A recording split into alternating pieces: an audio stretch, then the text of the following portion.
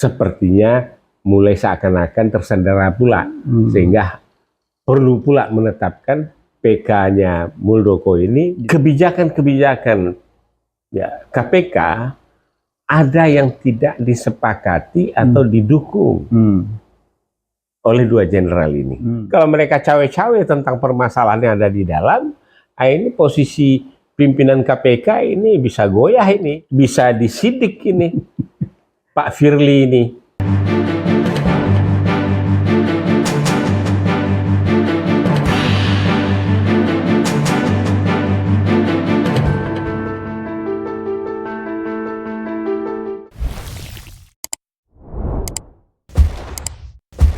Bismillahirrahmanirrahim. Assalamualaikum warahmatullahi wabarakatuh. Waalaikumsalam warahmatullahi wabarakatuh. Prof, sehat-sehat Prof? Alhamdulillah, Bib. Alhamdulillah rabbil alamin. Pagi ini kita jumpa lagi di Has Channel ya.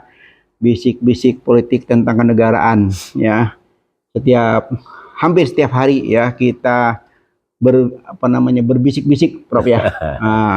Berbisik-bisik proses pencerahan ya kepada publik ya. Nah, memang saatnya kita meningkatkan aktivitas bisik-bisik ini sesuai dengan kondisi perpolitikan nasional. Iya, karena masalah perpolitikan ini bukan masalah sederhana. Ya. Orang yang tidak mengikuti dan tidak berpolitik, dia akan tenggelam dan tidak bisa bicara. Nah, karena itulah Erdogan dan tokoh-tokoh di Turki menyatakan hal tersebut. Kalau tidak ikut berpolitik, maka orang-orang yang tidak pas dan bodohlah yang akan menentukan kebijakan-kebijakan publik. Nah, saya mendasari itu, Islam pun mengajarkan bahwa saksiyah atau politik itu diperlukan di dalam dilema kehidupan berkeluarga, masyarakat, dan bernegara. Bib. Bisik-bisik ini lah seperti lagu dari Makassar, Angin Mamiri ya. Gitu, Bib. Nah, ini apa ini yang kita akan bahas nih? Jadi empiris jangka panjang atau empiris yang beberapa hari ini? Ya, kelihatan episode persilatan penegakan hukum ini kok Prof makin di satu sisi ada satu harapan besar, di sisi lainnya masih ada kegaduhan antara MK, KPK, kepolisian. Ini katanya makin hari makin belum menunjukkan arah yang menyejukkan. Nah, kalau begitu, Bib, salah satu lembaga hukum telah menyelesaikan tugasnya. Dan sementara itu masyarakat menerima keputusan tersebut, masalah Presiden Hout dengan terbuka atau tidak pemilihannya, atau tertutup. Nah, untuk itu MK telah menetapkan adalah merupakan profesional terbuka. Terbuka. Nah, jadi satu selesai. Tapi masih ada buntut, Prof. Sayang. Apalagi buntut. Masih digantung gitu loh. Selesai itu masih belum jadi tuntas. belum ikhlas gitu loh. Jadi kalau mereka tuh berpikir mereka tuh kan orang hebat, orang cerdas, pakar hukum, profesor, doktor, dan bla bla bla bla ya. Sehingga mereka merasakan tuh ya mereka yang paling benar gitu. 9 orang ini bayi malaikat. Ya, tapi hal ini adalah terkait dengan masalah time frame yang ada. Ya, pemilu harus berjalan. Yang 9 orang ini juga sudah diajukan dipidanakan. Itu yang saya bilang tadi. Sudah satu sisi bagus, pemilu terbuka sudah diketok palu, tapi buntutnya itu profesor, orang hebat, ya Dr. Indayana itu sekarang dituntut, dilaporkan oleh MK ke ke organisasi advokat. Itu yang saya bilang masih tidak ikhlas. Ya, karena begini, Bib. Soal buka-membuka, bocor-membocorkan ya. Kalau dalam perkara itu itu lingkup personel di kejaksaan atau kehakiman itu dia tidak boleh berhubungan dengan yang terkait, ya. Nah, juga demikian kalau ada informasi tertentu yang belum putus dan tuntas, belum dianukan ke publik, kalaupun dianukan ke publik harus ada protokolernya. Nah, ini saya dengar ada kejadian lagi ini ya di KPK ini ya, tapi sebelum ke sana ini kita lihat dulu Bib ya. MK masih ada tergantung masalahnya. MA malah lebih serem lagi nih, sudah ada hampir jempol darah nih. Oh, jempol darah. Iya, dia kader-kader Demokrat itu tidak bisa menerima, mereka sudah jempol darah. Iya, sama ini jempol darah PDIP beberapa tahun yang silam. Nah, ya. Ini kan satu simbol yang sebetulnya kan kemarahan yang luar biasa. Ya, kemarahan yang luar biasa terungkap dengan jempol darah itu ya saya memprihatinkan, Prof. Jujur prihatin gitu loh. Kenapa sampai segitu beratnya? Karena memang ya kita lihat sendiri Mahkamah Agung ini bermain api gitu. Banyak ada juga bocor-bocoran juga. Ini kelihatan sudah semacam tersandra juga sehingga harus memutuskan itu KPK-nya Muldoko itu harus diterima. Itu timbul gejolak yang sampai hari ini belum selesai. Iya, kalau begitu, Beb, kalau datang Ratu Adil dan kemudian ternyata muncul dari keluarga ya koalisi perubahan, ya hukum itu ditegakkan sebagaimana ketentuan perundangan yang berlaku. Karena ini merupakan ya statementnya Anies Rashid Baswedan. Ini beliau akan menangani masalah korupsi, masalah hukum, masalah keberadaan Indonesia di dalam ya percaturan, perpolitikan, dan keberadaan sebagai suatu NKRI di dalam dunia internasional. Tentu ada tambahan lain ya, dan juga dari beberapa partai atau profesional juga melakukan program-program lain. Nah, dalam hal ini ya tadi MK ya dengan kondisi yang ada. Sekarang MA sepertinya mulai seakan-akan tersandera pula, sehingga perlu pula menetapkan PK-nya Muldoko ini diterima, seakan-akan diterima. Ini terjadi pergolakan luar biasa ya. Sehingga ada statement dan ada cap jempol darah dari keluarga besar Partai Demokrat maupun yang bukan. Ya, itu banyak yang tersinggung ya, banyak yang merasa apa namanya ya memohon keadilan ya, memohon keadilan kepada Mahkamah Agung. Sebelumnya kan ada sekian puluh jenderal Pati datang ke sana juga sudah memberikan semacam warning ya, agar MA itu berhati-hati memutus, tapi kelihatannya juga masih belum tuntas.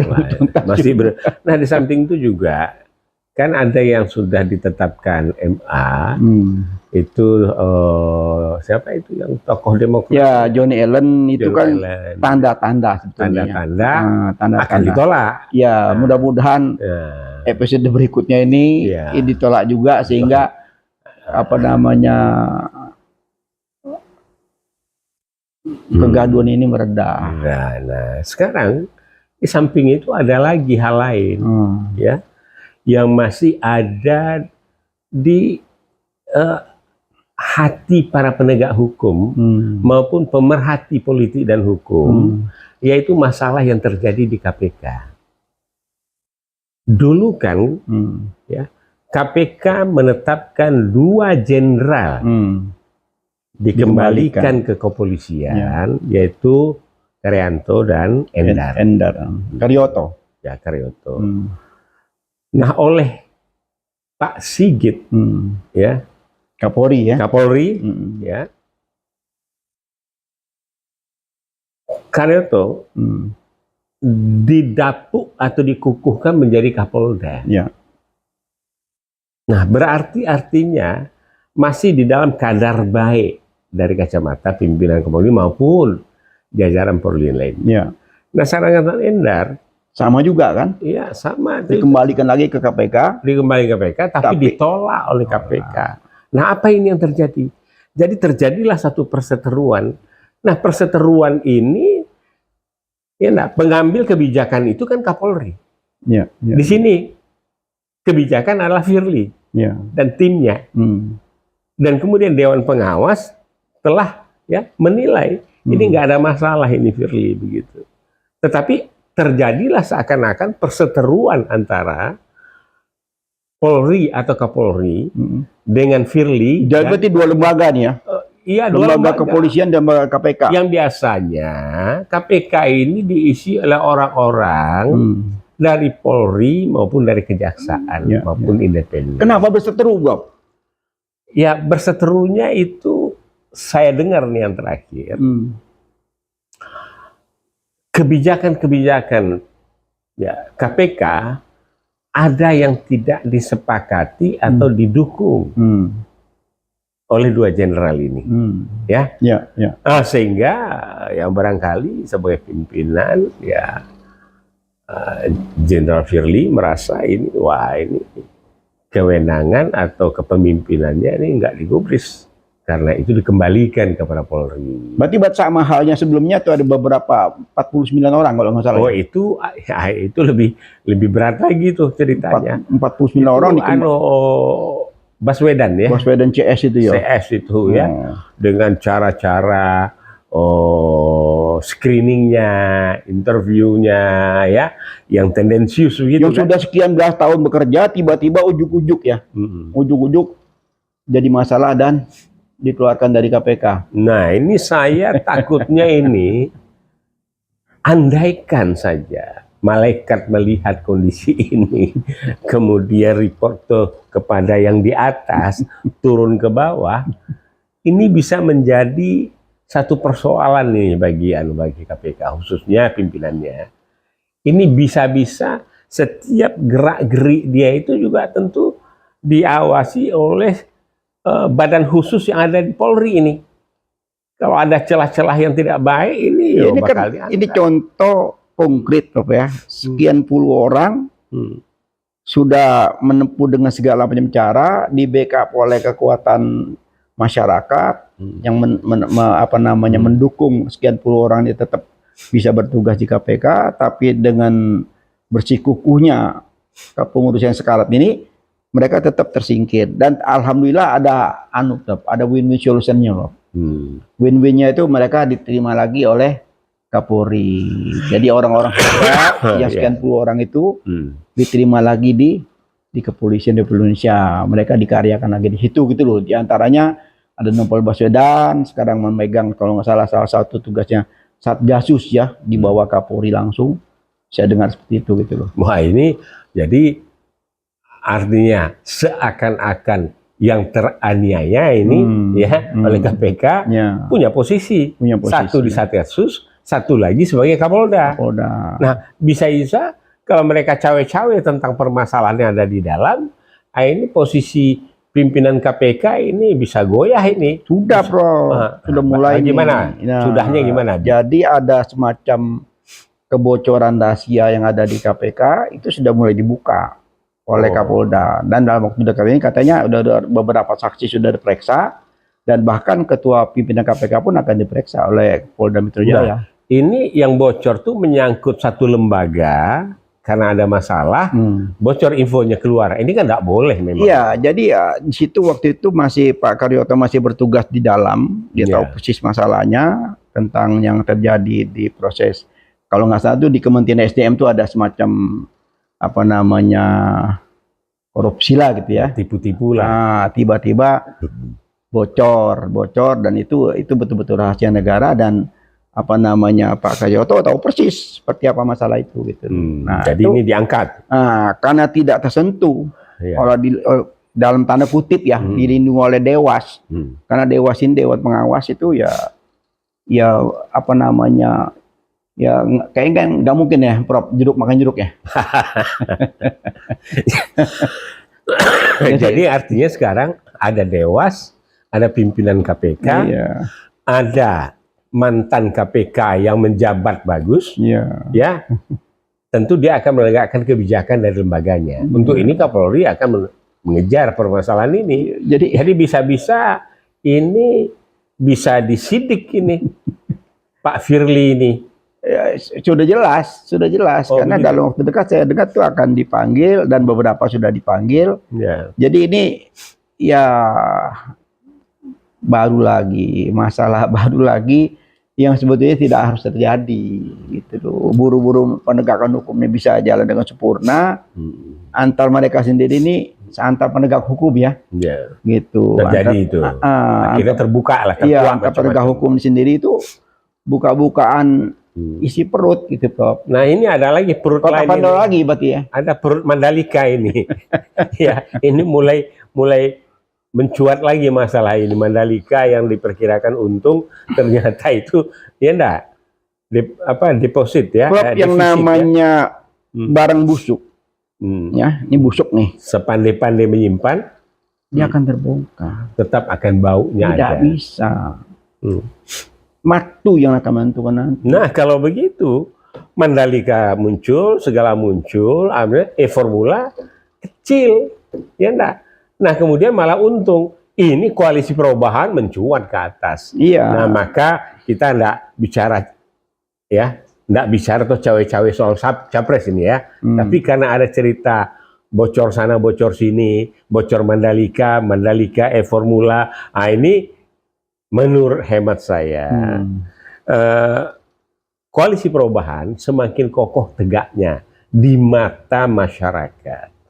Mestinya di lembaga-lembaga pemerintah, lembaga hukum itu juga. Ya, mudah-mudahan, Prof, dengan perseteruan ini ya, selalu kan membawa hikmah. Betul. Nah, begitu perseteruan terbuka, masing-masing buka buka boroknya masing-masing, timbul ke permukaan, sehingga masyarakat menilai gitu loh. Nah, jadi nanti akan kelihatan mana emas, mana gading ya, mana emas, mana perunggu ya, akan kelihatan ya.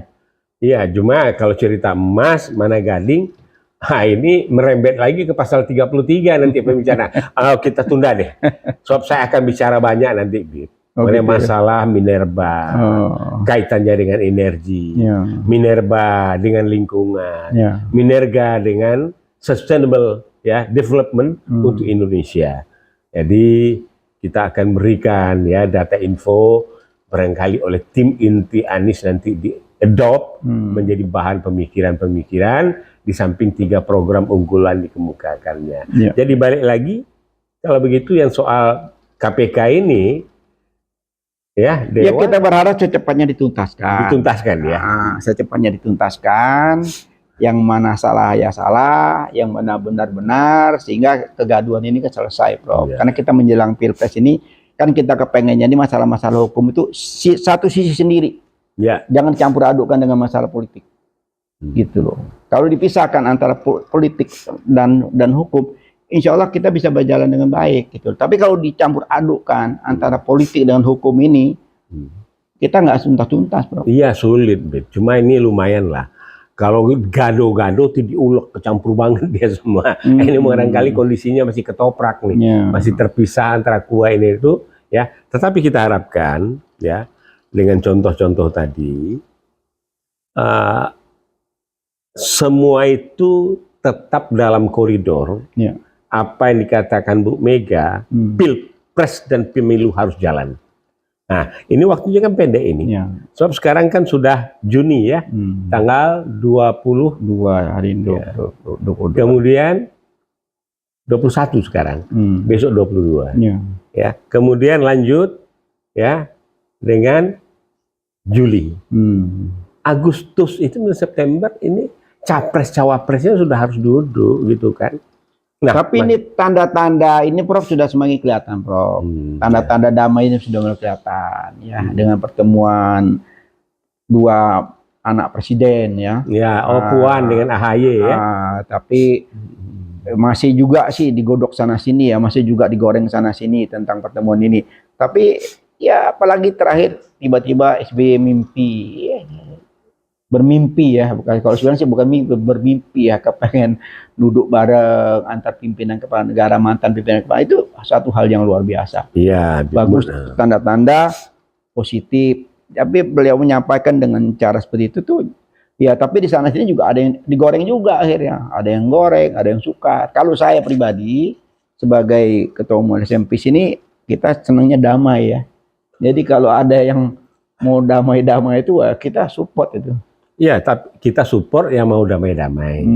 Karena damai di bumi, damai di langit, kita akan tegak lurus ke atas dengan dasar Pancasila sebagai ideologi dan dasar negara. Nah, ini bagus ini. Tapi barangkali yang pernah kita bahas dulu, ini Puan kan sudah menjadi king atau queen maker sekarang. Ya kalau saya tetap punya apa namanya feeling ya, feeling politik ya. Feeling politik itu dinasti Soekarno ini tidak akan dicampakkan begitu saja. Tidak akan. Jadi momen itu tidak akan berulang, Prof. Ya, momen tidak akan datang 2 kali. Ya, jadi karena itulah kan kemarin ini pada hari Kartini, ya Ganjar dikukuhkan. Nah, Puan ini Kartini. Ya, nah, Puan, kemudian apakah Soekarnois itu kuat? Ya, kita sih bisa lihat sendiri ya dengan kasat mata. Memang perseteruan antara Megawati sama SBY itu clear ya, semua orang tahu. Tapi perseteruan antara apa namanya SBY dengan Taufik Kemas yang dulu diheboh-hebohkan itu saya membantahnya. Karena saya waktu itu nulis buku minta pengantar dari Pak Taufik Kemas sekitar tahun 2010 atau 2011. Taufik Kemas dengan senang hati memberikan sambutan pada buku SBY. Ini contoh konkret bahwa bapaknya Puan ini tidak ada dendam dengan SBY. Kalau perempuan saya nggak tahu ya. Kalau Bu Mega wallahu alam. Yang pasti ayahnya Puan itu pernah memberikan semacam sambutan pada buku SBY dan isinya bagus sekali. SBY sempat juga terkaget-kaget bahwa ada sambutan resmi sebagai ketua MPR di buku yang saya tulis. Ini sejarah, Prof. By Empiris tadi ya. Channel By Empiris, saya sebagai pelaku sejarah tuh ya melakoni. Jadi tahu persis gitu loh. Nah, di belakang itu ada persetujuan yang digoreng sana sini. Ya itulah kelemahan bangsa Indonesia. Ya, jadi kita berada di sini, Bib. Kita berusaha untuk mencerahkan, memberikan pencerahan pada netizen, pada diri kita juga. Kita melakukan ulas berita, kita menganalisa berita, kita mengkonklusi, kemudian menyampaikan pendapat-pendapat dan pandangan kita secara profesional maupun empiris. Tapi tetap, Prof, saya begini, saya tetap aja mengharapkan koalisi perubahan ini dengan apapun yang terjadi, dia harus istiqomah. Tidak boleh berubah-berubah.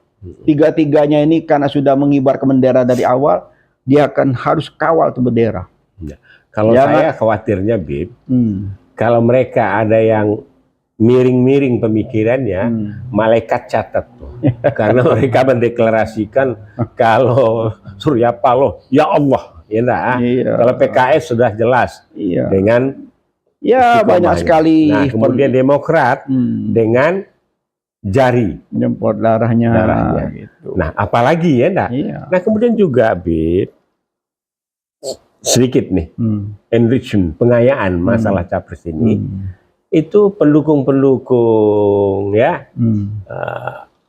Ganjar yang di luar negeri di mana itu semua mulai bertahap berbondong-bondong itu masuk koalisi perubahan. Luar biasa. Ya, karena ya saya punya kontak di state ya, Amerika ya, masih ada beberapa mili ya di Kanada gitu ya. Kemudian juga di Eropa ya, atau begitu. Jadi artinya insya Allah koalisi perubahan maju terus. Dan kemudian cawe-cawe yang lain kita ikuti dan akan kita bahas secara mendalam. Jadi yang penting sekarang ini bagaimana lembaga-lembaga penegak hukum tadi, nah kita sampai saat ini salut dengan langkah-langkah positif dari Kapolri. Ya enggak? Jadi sekarang mengapresiasi langkah Kapolri. Apalagi langkah-langkahnya ini menegakkan kebenaran, walaupun misalnya setiap si A, si B, si C atau ada catatan rapor kurangnya, selalu ada, ya. So yang namanya cum laude satu lembaga atau siswa itu sangat terbatas. Nah, jadi lembaga-lembaga ini juga begitu. Nah, disinilah Pak Sigit ya itu tampil sebagai Kapolri. Nah, mudah-mudahan bisa duduk bersanding lagi bersama KPK yang sudah dikelirkan masalahnya, insya Allah dalam waktu dekat ini. Nah, dan untuk itu juga masalah MA selesai, kita pemilu, kita pilpres, nah kita lihat hasilnya bagaimana bisa menjadikan NKRI ini termasuk 10 besar negara di dunia. Karena apa? Kekayaan kita, SDM dan sebagainya itu luar biasa. Nanti kita bahas tersendiri, Bib. Jadi gini, Prof, saya masih memberikan semacam appeal ya kepada Kapolri ya tentang polisi RW. Wah, ini Ya, jadi seyogyanya karena ini banyak penolakan sana sini, ini juga akan menimbul masalah baru. Ya itu coba ditinjau kembali. Ya, ditinjau kembali karena ini tidak banyak manfaatnya, lebih banyak mudaratnya daripada manfaat. Iya, karena bisa jadi nanti terjadi friksi dengan Babinsa. Itu yang saya yang kita selama harapkan. ini kan itu wilayahnya Babinsa. Iya, ya selama ini sudah terjadi itu jangan diroboh-roboh lagi lah. Sama halnya juga dengan apa namanya idenya Prabowo mau nambah Kodam, yang Bu Mega juga apa namanya keberatan gitu loh. Jadi hal-hal seperti ini udahlah stop sajalah, jangan nambah-nambah lagi kegaduhan gitu loh. Karena kalau ini tetap dipaksakan juga sementara penolakan sana sini kan kasihan, Dok. Ya, oke. Kapan kita bisa menikmati pesta demokrasi ini kalau hal-hal seperti ini begitu ada protes, begitu ada apa namanya penolakan sana sini, itu mestinya tuh apapun kebijakan itu kan ditinjau kembali, ya. Jangan dipaksakan gitu. Betul, Bib. Sama juga cerita protes, cerita demo ya. Kemarin itu Al-Zaitun di demo tuh. Nah itu juga dalam waktu dekat kan udah mulai tuh namanya ada langkah-langkah ya, itu juga bagus gitu loh. Jadi ini sudah ada keterbukaan, tidak bisa lagi ditutup-tutupi, borok itu akan terbongkar. Apapun ditutup dengan segala macam cara, dia akan terbongkar. Oke, Bib, saya rasa hari ini ya kita sampaikan hal-hal yang kita pahami, yang kita bahas, ya, bisik-bisik kenegaraan. Oke, begitu, Bib. Jadi kembali ke KPK tadi, KPK, MK, Mahkamah Agung, kepolisian, beberapa lembaga ini sudah saatnya mereka berkumpul, Prof. Ya. Antar pimpinan mereka tuh kumpul, kalau ide saya ya, mereka kumpul lagi, semacam introspeksi, gitu loh. Apa sih yang harus masalah penegakan hukum ini? Ya. Itu kembali lagi ke tugasnya Menko Polhukam. Menko Polhukam mesti punya peranan. Ini ada apa nih? Duduk bareng nih. Apa masalah-masalah yang diprotes oleh masyarakat, yang ada penolakan, ada itu seharusnya sudah dipecahkan. Ya. Sehingga jangan cuma apa namanya tentang yang kemarin ya, tentang penegakan reformasi hukum ya. Nah ini juga pelaksanaan hukum yang tumpang tindih juga harus antar pimpin itu didudukkan bareng-bareng, dicoba dipecahkan. Kalau perlu dipanggil beberapa pakar-pakar ahli hukum itu apa sih sebetulnya kredit? Ini kan banyak kredit kok ya, benang-benang kusut ya, yang belum tuntas gitu. Ya. Jadi begitu, Bib, sementara. Iya. Baik, Prof. Saya masih banyak ingin menggali nih lebih apa namanya lebih jauh lagi tentang apa yang hukum. Kita lanjutkan di episode berikutnya, Prof. Ya. Baiklah, bisik-bisik politik tentang kenegaraan ini membahas tentang hukum apa namanya peta politik terkini. Kita akhiri dengan wabillahi taufik wal hidayah. Wassalamualaikum warahmatullahi wabarakatuh. Ikuti terus Khas Channel dan polling-pollingnya yang tujuannya untuk mengikut sertakan netizen dan masyarakat Indonesia. Ayo peduli dengan hukum dan kenegaraan ini, karena kita butuh sebanyak-banyaknya elit-elit politik, orang-orang cerdas pandai untuk berkontribusi agar negara ini makmur dan sentosa. Baik, terima kasih, Prof.